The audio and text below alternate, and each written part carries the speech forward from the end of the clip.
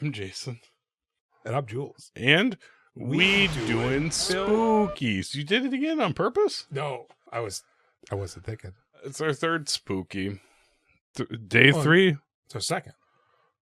Well, no, we did Reanimated. That was a legacy. But it's still a spooky. It's not a Jules pick for a spooky or a Jason's pick for a spooky. It's a legacy spooky. It's losing its glow. It was shining like a motherfucker when I first... Because you know what it is? There's a vial in the glow stick. That's what happens when you crack it. It breaks that and makes it iridescent. And you can keep breaking it. Ooh. It's almost like glass. Ooh. So when I put it into the first syringe, there was all that shit in there because I just cut it and poured it. Uh-huh. Then I had to open up another syringe and syringe it into that syringe so that it had just that. And when I was closing it, it was like cracking. Ooh. And then it caught my house burned down. Damn. Tony okay? So I'll be staying here tonight. Well, that's cool. And for the rest of my life. Sleep with grandma. I'll just be in the wall. Tell them what movie. Yeah, I'm grandpa now. Oh, I don't say that. Those make people feel sad. You're grandpa. Okay. By blood. Mm. Your mama's daddy. Really? Yeah. You're eternal? Yeah, I came back. Oh. Are you the old guard? So we're watching a movie called The Dead Center. Yeah, The Dead Center. The Dead Center. The Dead Center. Where you find movies? I don't understand where you find these movies and like what your theme is. I'll let you in on a little bit of a secret. My original theme, based on that James Bond III Sam Jackson trauma movie, Death by Temptation. Death by Temptation. I was going to do 3 films that are black-centric horror movies. What happened to that? Well, honestly, I mean, if you don't want to do Leprechaun in the Hood and Tales from the Hood, Candyman, and that Snoop Dogg vampire movie and Candyman, or Vampire in Brooklyn. I mean, there's no like, I don't want to say like legit, but like non-themed. It's like Get Out and Nope. We've seen them for one, and they're not scary. Nope traumatized me. I thought about Fallen, with Denzel, and Antebellum, with Renee Monet. What is it? Monet Chanel. Monet. Yeah, but then I just didn't get a good feeling about that. No, it's not a good movie. We had already watched Longlegs together last year. Not for spookies, just for funsies. For funsies. And this sort of, I mean, obviously it's feels like that kind of new take, like well-produced indie horror. Okay. That's popping. That's popular right now. This movie we're going to watch? No. Did we ever talk? Oh, okay. Like A24, like prestige indie horror. And I'm thinking a little bit about Night Eats the World, these well-made, low-budget movies that are just different. So The Dead Center pops, and I'm thinking, well, this looks interesting. I don't really know what it's about. I'm not going to dive into it. I liked one of the posters where it's like ripped layers of his head. I didn't like the one where he was split in half, like he's Venom. Oh, okay. That one's dumb. But the other one, I'm thinking, oh, this looks baller. And I thought it had something to do with almost like, this is getting long-winded. This film, it's 2018, directed by Gary Sinise's kid. Is it what? No, but his last name is Sinise, but it's spelled different. He's done a couple of things. It's just these two. It's this one and the one before it. Yeah, he's done a couple of things. Oh, you said 2. Yes, a couple is 2. 4, I think. Maybe some shorts. Yeah, and pants. The estimated budget, no idea. Worldwide gross, almost $15,000. Ooh. This is probably like a streaming movie. It's got Porna Jagannathan in it, the other doctor. The lead of the hospital or whatever. Yeah. I like her. She's in an insane amount of stuff. She's like really hit the ground running. I will say this. Originally, there was intended to be a lot more gory effects, specifically when they're soul sucking and shit. Yeah. But the director was like, you know what, this movie's pretty grounded, and that looks pretty stupid. Oh, good call. So we're not going to do that. Nice move. Yeah. which means, oh, you can hit me with that synopsis. The Dead Center. When a newly dead man suddenly comes back to life, he is admitted to the psychiatric ward by a well-meaning Dr. Forrester. When the recently dead man kills a member of the staff and then a patient, it becomes obvious the man is possessed by some evil entity that, by the man's account, is hell-bent on killing as many people as it can, hoping to turn the life outside into the Dead Center. Do you want to ask me which movie of these two it was where I liked it, but then when I found out I was only a half hour in, time slowed to a crawl, and I thought, I can't make it? I assumed it was this one. It was this one. I was hoping it was the other one. It's this one. Because that's how I felt about the other one. Okay. I like this. I liked it too. I thought, man, this is short. Really? I checked the time. I was like, is this 70 minutes? It seemed like there was like not enough going on to drive you through the whole movie. Really? That's interesting. I guess I could see that, but I honestly thought it moved quick. That's crazy because I was fully on board. And then I was like, oh. It loses me in the climax because it actually kind of gets a little effects heavy. But yeah, so the movie starts and we're just like, drone over a fucking ambulance. Isn't it so nice that they have drones now so you can get those beautiful shots? And I mean, they have an ambulance that's just fucking going. And at first I'm like, oh, is this LA? That feels a little LA. Is it like Texas? No. Where is it? You already told me? No, I didn't. I actually just forgot. Okay, because your look was like, you fucking idiot. I just told you it was. Oh, I think it's Nashville. So Texas. By way of Quebec. And it goes to the hospital. And there's no real sound. I think there's maybe a droning sound while you're watching this. And then all of a sudden it cuts to, I think, like a really loud siren sound as it pulls in for a brief almost split second. And then it cuts to the inside with the beeping machine flatlining. Because this guy is dead. They don't know who he is. So they tag his toe with a John Doe. And homeboy wheels him down to the morgue. Did you feel good about that rhyme? Yeah, I didn't want to brag, but now that you've highlighted it. They put this guy in the thing, and the morgue cooler, first there's windows on it. Yeah, that's interesting. Which I guess makes sense, because if anybody ever gets stuck in there. But it's also got the light. He has to do this to trigger it. So it's only going to be on for a little bit before the lights go out. And then all of a sudden, I'm in the bag. And then the lights go out because it's on a timer, like I said. But you still hear the struggling. This movie is quite confident in not showing things sometimes. That I thought was really refreshing. But anyway, somehow he gets out of the cooler because I guess you can just get out of it. Well, yeah, I mean, doesn't lock from the. Why would you want it to lock from the inside from where you are? That's word. Stupid. Zombies? Werewolves. They would just jump through the glass. They're powerful. Depends. On what? I don't know. Something. And so he gets out of there, but he doesn't leave. He just goes into the nearest unoccupied bed in a room that happens to be open. He's cold. He wraps himself right up. In a sheet. And you're like, is this guy... What is this guy? What's happening here? Is he seems like he should be going for help, but he goes to sleep. Is he an evil entity? What's happening? Yeah, and so, he's kind of crazy looking, too. I like this guy a ton. Yeah. His neck structure gives him a very specific look. He kind of reminds me of the guy who It is him. He's a real character actor. He played the husband in Fargo, and he was the Zodiac killer and suspect in Zodiac. Oh, shit, I know his name. Yeah, it's a 3-name, I think. It's not Pruitt Taylor Vince. No, it's Taylor Pruitt Taylor Vince. God damn it. John something? He's the brother in Drew Carey also, who cross-dresses. He's in lots. He's really good. I like him. I do, too. And this guy kind of slightly... John Carroll Lynch, of course. This guy kind of reminds me of that a little bit.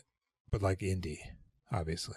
Mm-hmm. And so then we see Shane Carruth interacting with an old woman. He slept in his office. Oh, yeah. And she's in there with Yeah, him. and he goes, "Oh, why did they admit you? And, you aren't supposed to be in here." She's like so much of a normie there, a routine norm. Mm-hmm. She has like a little sweater that she puts on over her hospital gown. She's interesting.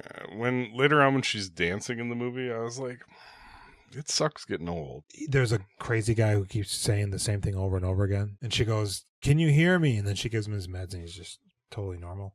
And he goes right back into it. And there's another guy who's, "I don't want to, what are you doing this?" And Shane sits down next to him. I find it interesting. I think Shane's actually very interesting in this movie, but he's so unafraid in this. The way he just goes and sits by these people that are in distress. I would be afraid they're going to hurt me. People are in your room with you when you wake up. I would think they're going to hurt me. He's got a confident, calm manner. And it's interesting because he's very flat. And I think it works really well for this character. Mm-hmm. I don't know, maybe he's not a great actor, but they're playing to his strengths in this. Or maybe he is a great actor and this is what he chose. This is his approach. Early on, I thought, I don't think he's a good actor. But then I was like, you know what? I think he is a good actor. This is a very well done, this type of doctor, a psych nurse, psych doctor. But to your complaint, the older woman, he knows her. And the guy that's punching himself in the couch, he knows him too. Yeah. So that's, I think, why they've never hurt me. They're not going to hurt me. But even his approach to the panic later on, where he speaks calmly, he's nearby, and his demeanor is interesting. It is. I think he can size folk up. But he wants to admit a guy to rehab that's already tried and left, and the hospital has to pay for that. 1 year ago, he left like right away. So the hospital ended up on the hook for it. But he's like, I think he's about it right now, though. And that lady whose name you actually knew is Porna. like, no. Yeah. What did you say her name was? Porna. Porna. Poorna. I want to watch a porno. I want to watch a porno with you. That's too cheap. Hey guys, why don't we watch a porno? Let's see who can finish first. So you and your friends Porna Jagannathan. She plays Dr. Sarah Gray. But they dated a little bit. What? Him and her. I don't think they did. They did. Did they? Previously, yes. Because that's why her boyfriend's mad. I mean, that's the vibe, but I thought it was just that's the reality. Okay. Because she even says, "You're being too familiar right now the way you're talking to me." But she says later that they've known each other for 20 years. Yeah, she knows about his past. They grew up together. He ate his parents. They went to med school together. Mm-hmm. Got each other through that shit. When she thought he was paralyzed from a car accident, she is the one that jerked him off. And when he got hard, she knew he was going to be okay. So she goes, "You can't bring him in here. And matter of fact, I need to review everybody that you try to admit." "You're going to fucking do that to everybody?" "No, just you." Yeah. "You are a rebel. You're out of control. Trying to save everybody. We don't do that here. This is a hospital. We are a for-profit." Yeah, dipshit. What the fuck do you think this is? "We want to be able to milk elderlies of their social Medicaid." They keep creating cures for cancer and AIDS. I fucking crumple them up, throw them in the garbage, because that's not what we're in the business of. Dr. El Producto tried to cure cancer, and look what happened to him. Get your water and peanut cars out of here. Mm-hmm. And your little shrine hats. Hat shrine? Shriners. The Shriners. Oh. They have a hospital, too, for kids. Yeah. He says, "Well, fuck that. I'm leaving." And he's crying a little bit. And all of a sudden, the nurse finds that guy in the bed. "Who the fuck are you?" It's pretty good where she's like she's concerned. Alarmed, She knows he's not supposed to be there. And he's got that empty look on his face where he's just staring through her. But she's taken that Hippocratic oath. So she immediately tries to help and figure out what's going on. Actually, I was doing it wrong. I was looking right at the camera. It should be like this. And the doctor comes in. "You found him like this?" "Yeah, I don't know what the fuck's going on." Apparently the toe tag fell off. Oh. Yeah, they're probably... I mean, I don't think they're on there real good, right? Because that foot doesn't move unless you move it. I guess. And they put a gown on him. And that's when they call up Shaney Boy. And he goes in there. And he goes, oh, yeah, this dude's catatonic. That nurse dude's with him. And he goes, what's that? What'd you say? And the nurse guy's like, huh? Huh? I thought Shane Carruth looked like Tom York. Oh, he looks 100% like Tom York. I'm like, if they ever make an older Tom York movie. Yeah. It's right interesting. Starts doing the dance. Yeah. Give up the ghost.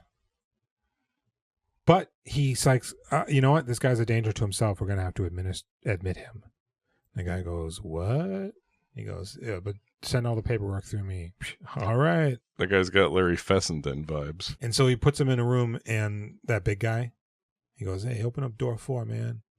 I like that guy. I think he's an orderly.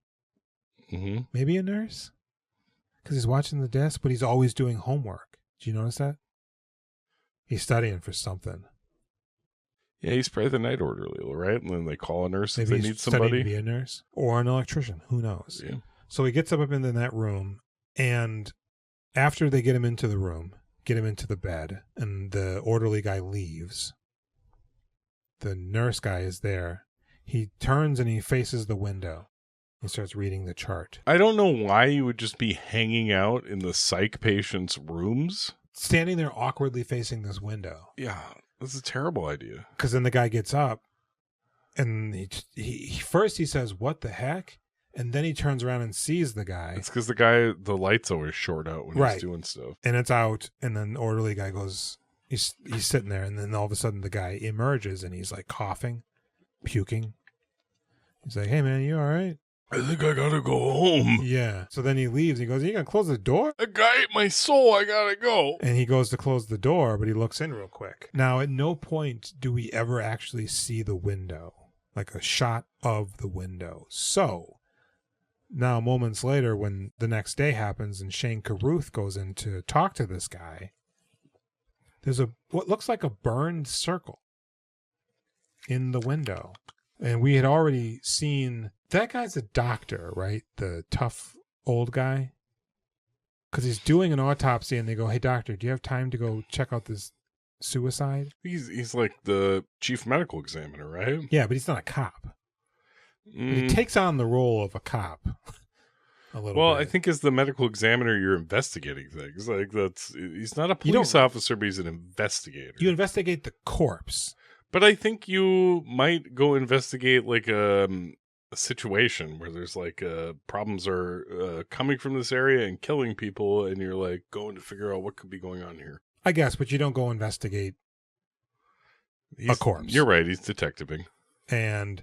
But we see him because he shows up to do the autopsy, but the body's missing, and they don't know that it's upstairs in the psych ward existing. So he's like talking to the guy, and the guy's sort of like lucid a little bit, and he goes, hey, sit down. He's pacing back and forth. Sit down, bruh.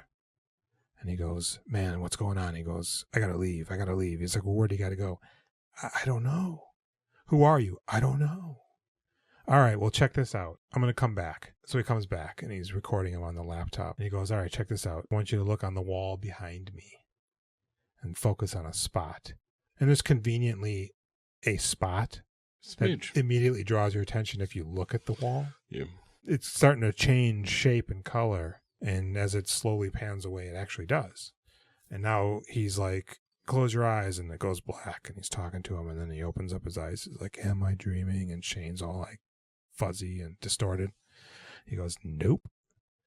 Tell you what, describe some shit for me, man. Who are you?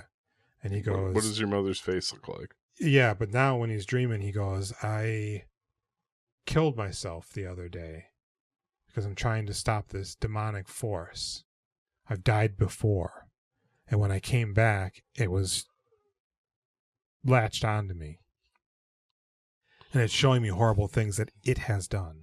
I thought if I killed myself, I could kill it, but it brought me back, and I think by killing myself, it's made it stronger. You gotta go in a volcano. He goes, I've killed someone. And he's like, who'd you kill? Well, I can't tell you. So then, the next day, the head of the hospital lady, she goes, I got terrible news. That orderly, or that nurse boy, he's dead. Larry Fessenden. Shane Gruth just starts freaking and deacon. He goes home. He's going to drink.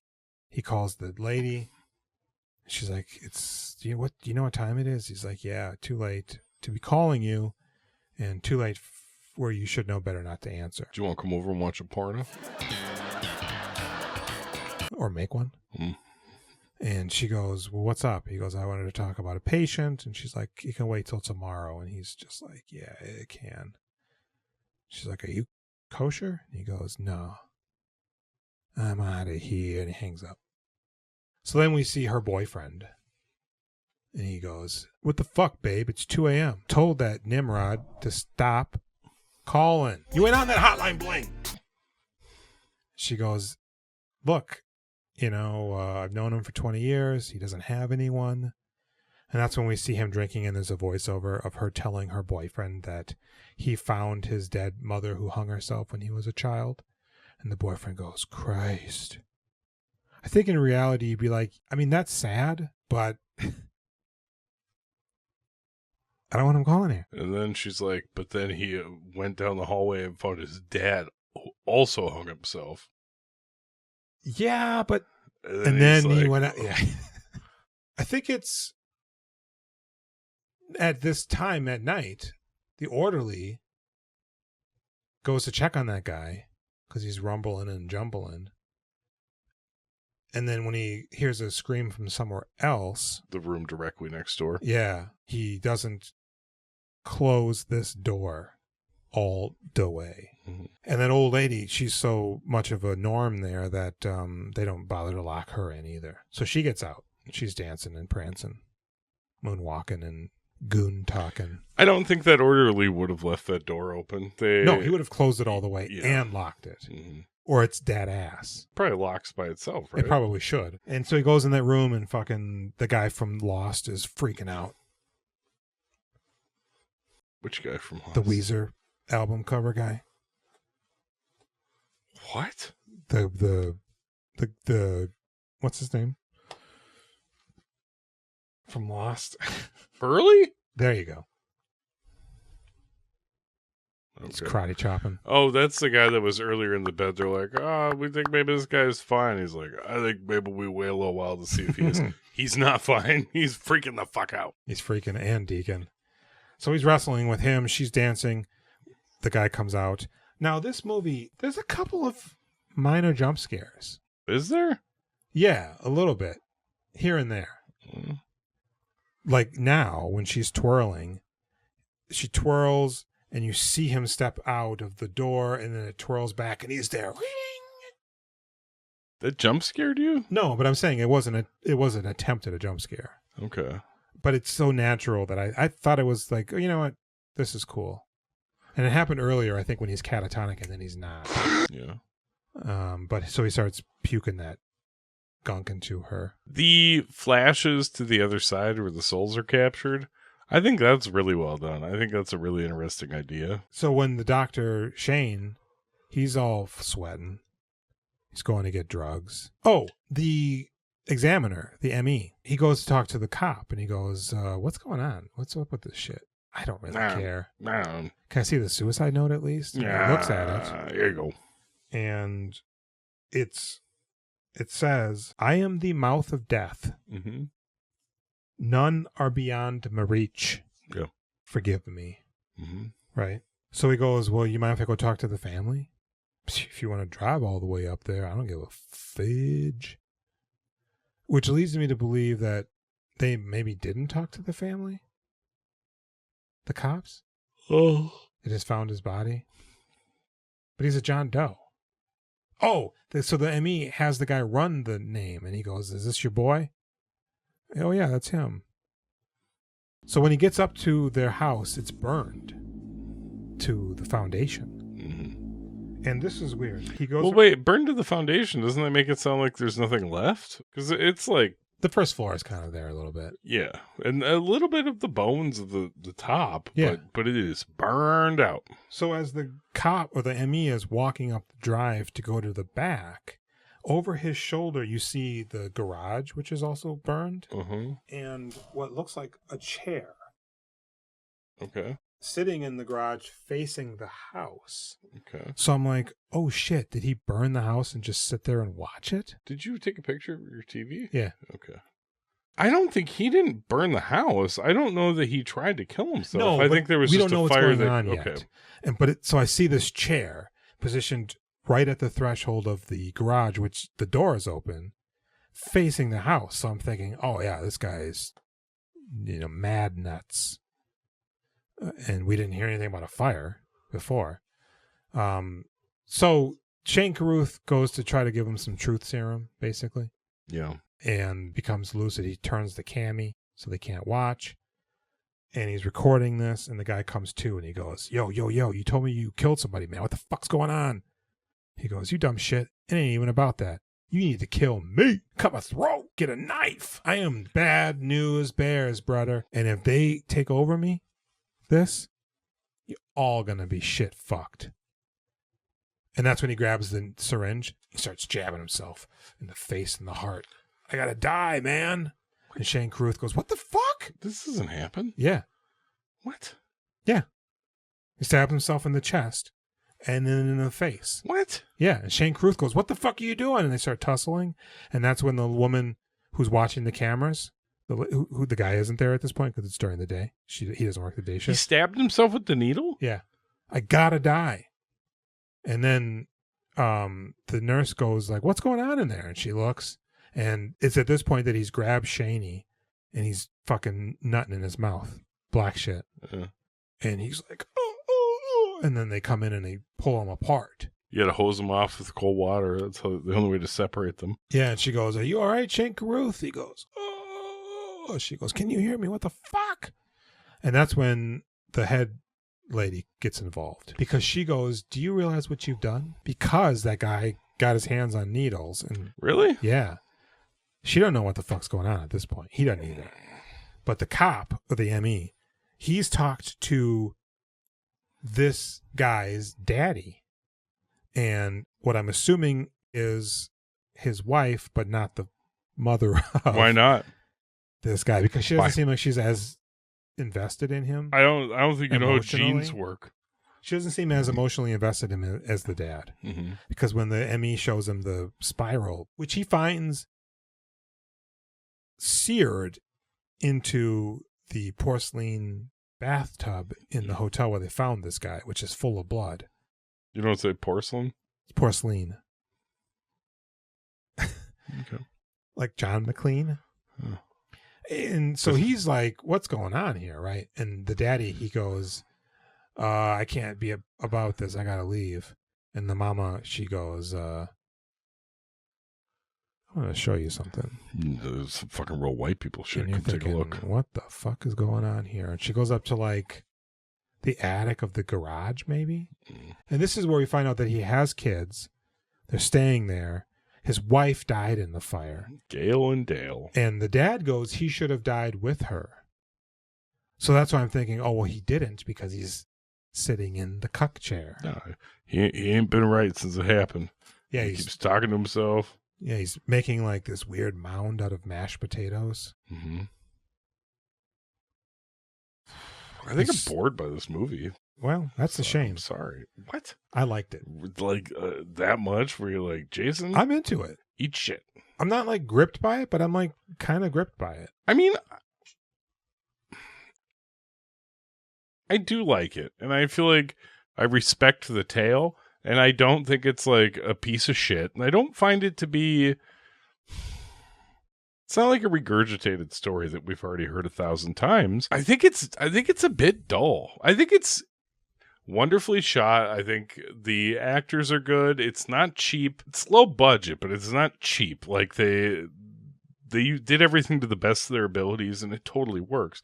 But I find that there's not a lot of momentum that drags me into it, and it is a bit boring. Hey, I mean, and I can see why you might have that reaction.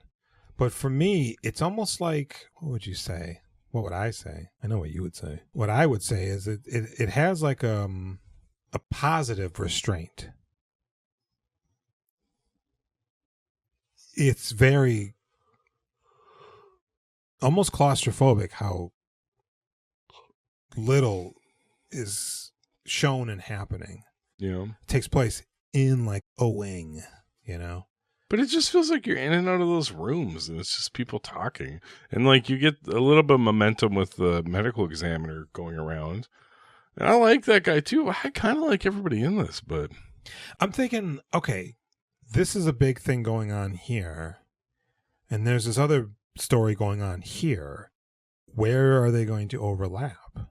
And to what end? I was surprised it didn't happen sooner. But so he's... Shane Carruth's career is practically over at this point. And the woman doctor head lady said to him, this is a betrayal. You betrayed the hospital and you betrayed me. Right?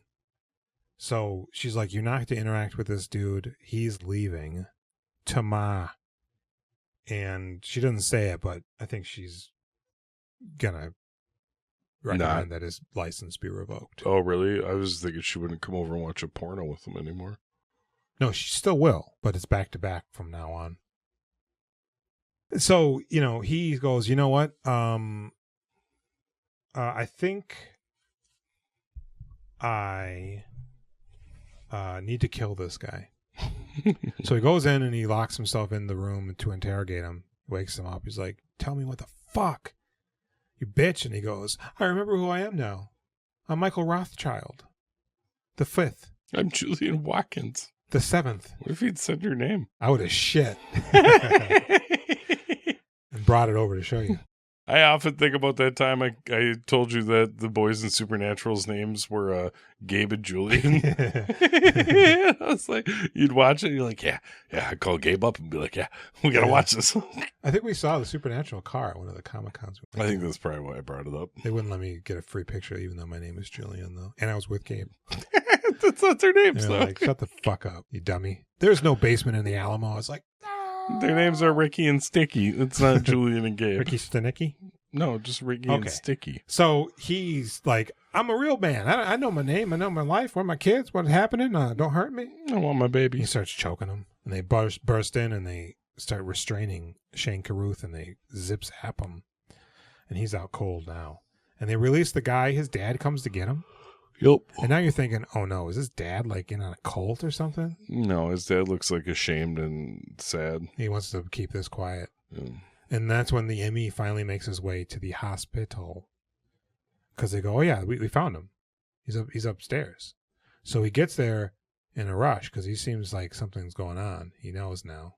I don't know why. And he sees the dad and the guy in the elevator. So he runs down. He found the Book of Saw, Spiral. Oh, yeah. Oh, I'm sorry. We jumped over it before I was so rudely interrupted. The mom shows him a evidence board he was making with poorly doctored newspaper clippings, where it's like 27 AD, mass murder, the Hindenburg, 1492. The Hindenburg was in 1492? As he looks at all of the pictures, they all have scary big mouths. Yeah. Which have yet to happen. Now, in the movie heretofore, they're just black veiny mouths that are wide open. Didn't that one girl? They're not big. Didn't the old lady have a big mouth? I think the old lady had a big mouth. But it wasn't like this where it's like Black Hole Sun. Oh. But that's what's happening. And he goes, I don't know what this means, but something. And then he sees the spiral in the face of the walking the big giant. Slenderman. Yeah. So now he's at the hospital. He sees the dad take him out, and he's like, okay, something's going on. Shane Carruth wakes up. Before he takes the guy out, he blackmouths the doctor chief lady. Yep. She's coughing. And Shane Carruth breaks out, breaks free, makes a ruckus, and he leaves and finds the lady doctor. She's dead, dies in his arms. And they come in, they go, what did you do? Why is your mouth like that? But he freely leaves. He's not under any threat of arrest. You don't think he ran?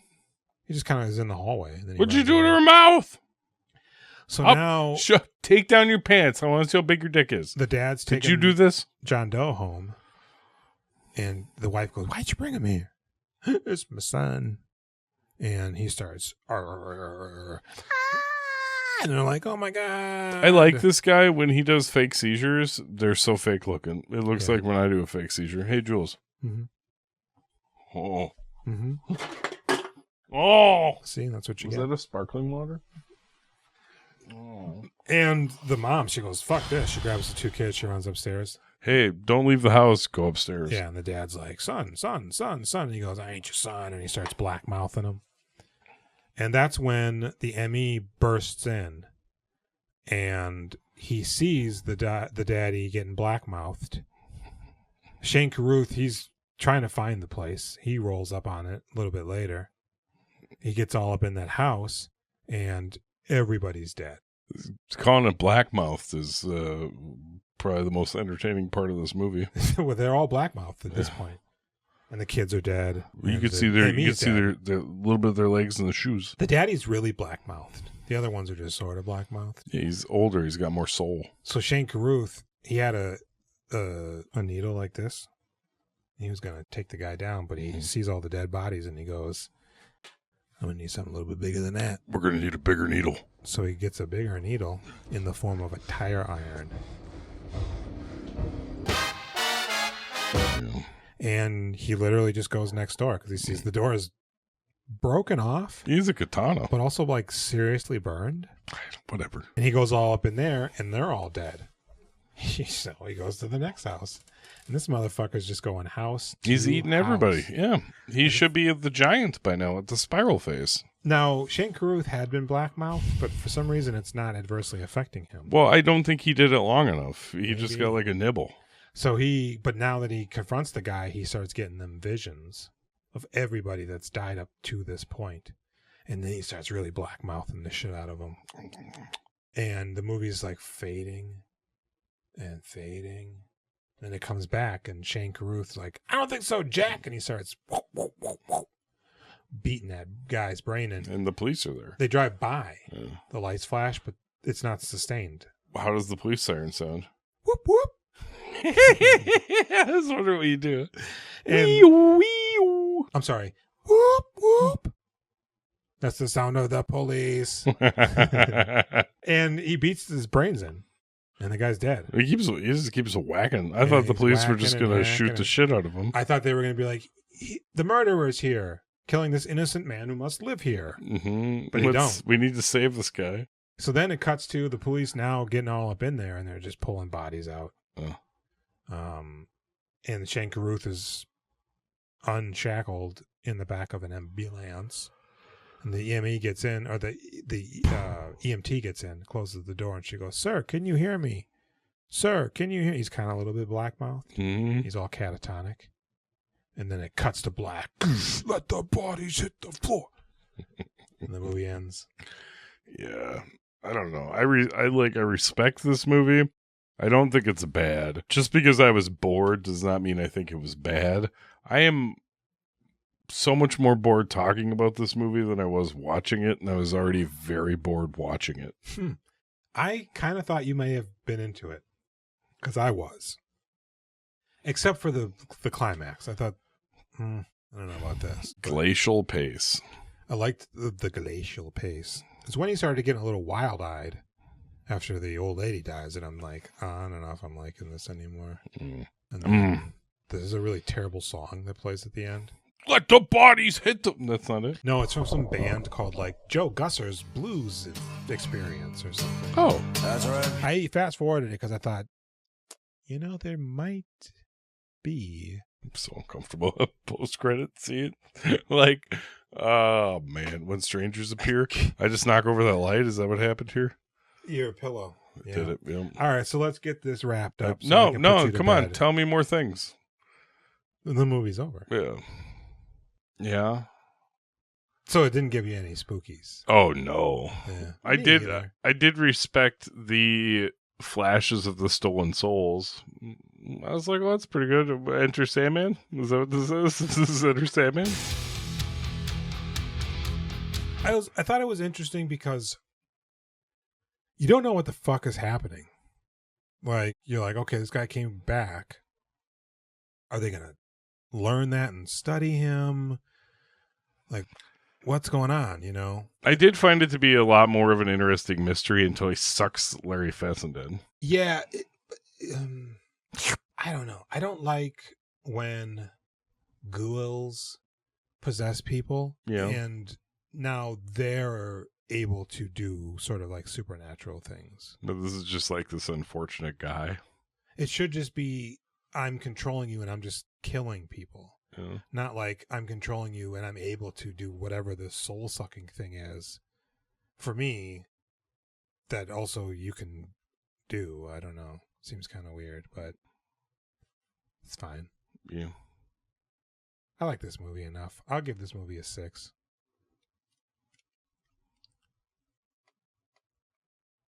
I'm going to give it a 5 because I gave the other movie a 5.5, and the other movie at least grabbed my interest. You do seem to have liked it much more than this. Well, it's just a really weird experience, too, because I was sitting here liking the movie, and then, like, when I realized I had 2/3 left to go, I was like, this is boring. No spooks, but I like the vibe.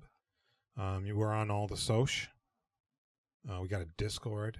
You could call us on our hotline, 763-634-1897. I have been Jason. I've been Jules. Good night.